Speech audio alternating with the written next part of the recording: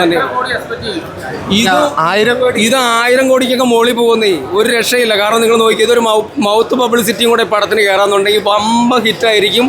ഒരു സംശയം വിചാരിക്കേണ്ട. കേരളവും നല്ല ഇന്ത്യൻ ചരിത്രത്തിൽ വിജയെ പോലും തിയേറ്ററിൽ ഓളം സൃഷ്ടിക്കാൻ പറ്റുന്ന ഒരു നടനും ഇന്ത്യയിൽ വേറെ ആരുമില്ല. ബാക്കിയൊക്കെ വേട്ടാവളിയന്മാരാണ്. കാരണം 1-2 പടം വിജയിച്ച് കഴിഞ്ഞാൽ പിന്നെ എൻ്റെ തലക്കനവും കൊണ്ട് കിടക്കും. അത് നിങ്ങളൊന്ന് ആലോചിച്ച് നോക്കൂ. ഒരു ആദ്യമായിട്ട് ഒരു തെരഞ്ഞെടുപ്പിൽ നിന്നൊരു മുഖ്യമന്ത്രി ആവണമെന്നുണ്ടെങ്കിൽ അത്രത്തോളം ഓളം മനുഷ്യൻ്റെ ഹൃദയങ്ങളിലില്ലേ, അയാൾ സൃഷ്ടിച്ചിട്ടുണ്ട്. നിങ്ങൾ പഴയ റിവ്യൂ ഒക്കെ എടുത്ത് വെച്ച് നോക്കിയാൽ പറയും, ഞാൻ അന്നും പറഞ്ഞിട്ടുണ്ട് വിജയ് മുഖ്യമന്ത്രി ആവുമെന്ന്. ഇന്നും പറയുകയാണ് അയാളെ വല്ല വേറൊരു നടൻ ഇനി ഇന്ത്യയിൽ ഉണ്ടാവില്ല.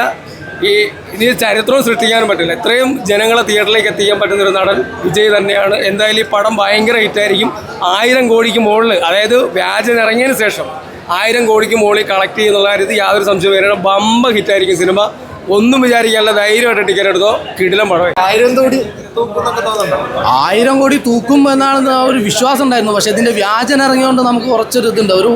ഒരു ഓളം വന്നിട്ടില്ല. പക്ഷേ അത് വരും. ഈ ഒരു ഷോ കൂടെ ഏകദേശം വരും. അല്ലെങ്കിൽ ഇതൊന്നല്ല കേരളത്തിൽ ഓളം. വിജയുടെ പടം വരിക എന്ന് പറഞ്ഞാൽ അതിൽ കുറച്ച് വ്യാജന ഇറങ്ങിയോണ്ട് കുറച്ചൊരു ടെൻഷൻ ഉണ്ടെന്നാണ്.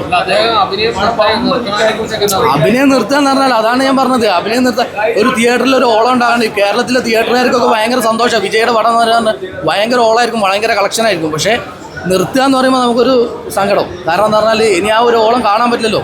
പ്രത്യേകിച്ച് പുള്ളി ഒരു ചീഫ് മിനിസ്റ്റർ ആയതുകൊണ്ട് ഇനിയിപ്പോൾ അങ്ങനെ ഒരു ഇത് വരും എന്നുള്ളൊരു ടെൻഷനാണ്. വരും. എനിക്ക് തോന്നുന്നു ഒരു 2 വർഷം കൂടുമെങ്കിലും ഒരു പടം ചെയ്യട്ടെ എന്ന് വിചാരിക്കും. വരും.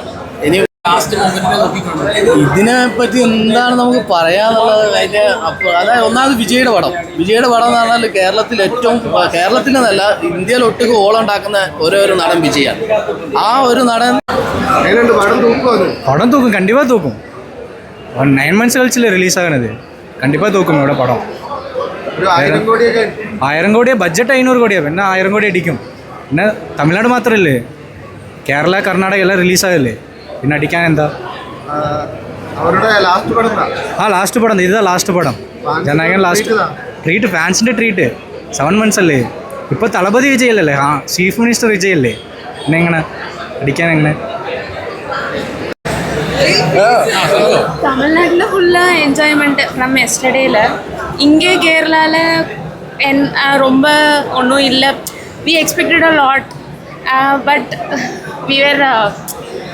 we expected so much of posters, at least some crackers, but here nothing is there. But mostly in Tamil Nadu it is like a celebration from yesterday itself. We are excited so much, but